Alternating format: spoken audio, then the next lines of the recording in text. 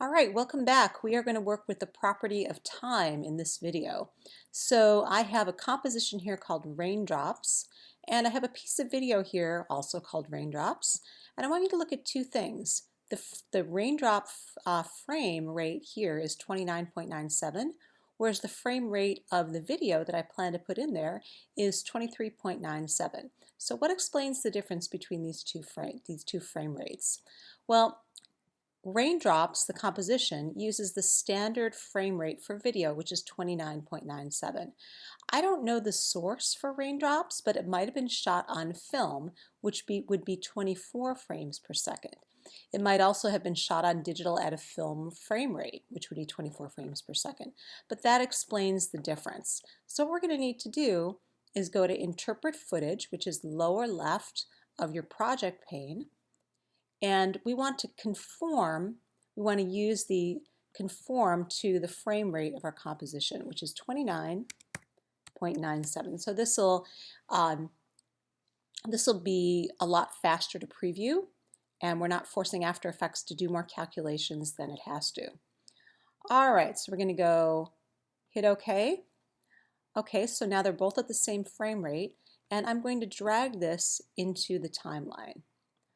Okay, so in here we have another issue.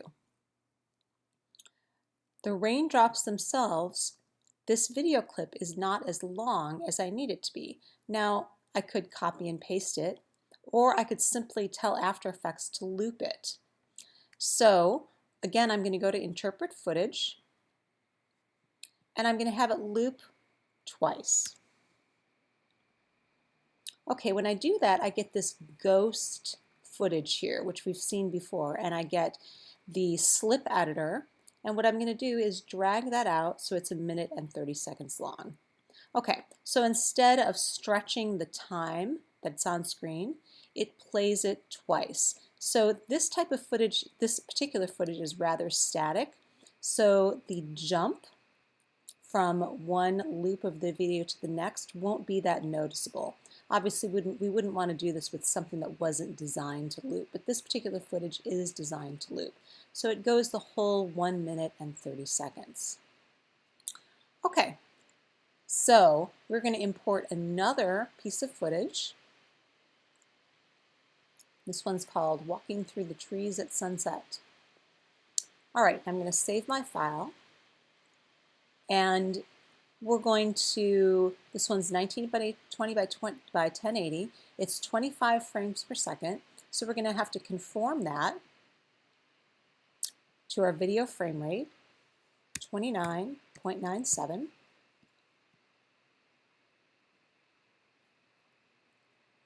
So there it is. So walking through frames at sunset. When I drag this one into the timeline, it's also quite a bit shorter. Okay, so I have a guy walking across. Now we're going to try something a little different here. We're going to fade this in and fade it out over time, but we're going to explore something different, which is reversing the footage. So at this point, we have our raindrop footage, and remember this is slower than it needs to be, not only because we've changed the frame rate, but because we're previewing in RAM. So now we have our footage here of the man walking left to right. Let's go ahead and reverse that. So up in the layer menu, we have a menu item called time. So I can, I can freeze frame, freeze on the last frame, stretch my layer, but what we're going to do is time reverse that layer. So now you can see I have an effect on that layer. It's going to be super slow when I play it back, but as you can see, when he comes in, he's going to come in walking backwards. There he is, walking backwards through time.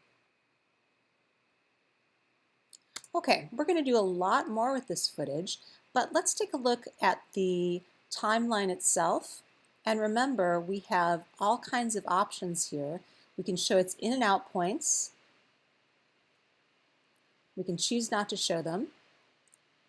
We can choose to expand our masking, which we're not using, parenting and linking, which we're currently not using, we will later. And we can also look at None of that. So I'm going to click on Expand or Collapse the Transfer Controls panel, and that gives me modes. So modes in After Effects work just like modes in Photoshop. Same thing. So mode, let's see what looks good. Okay, so I'm going to try soft light, or I could try color maybe. That's kind of cool, but not very realistic. So I'm going to go ahead and try soft light, which gives me kind of this unearthly glow. So we're ending up for this being, this might be kind of a spooky title sequence. It actually looks pretty spooky here. All right, so we're going to end this demo and we're going to continue to add to this project. So watch for the next phase.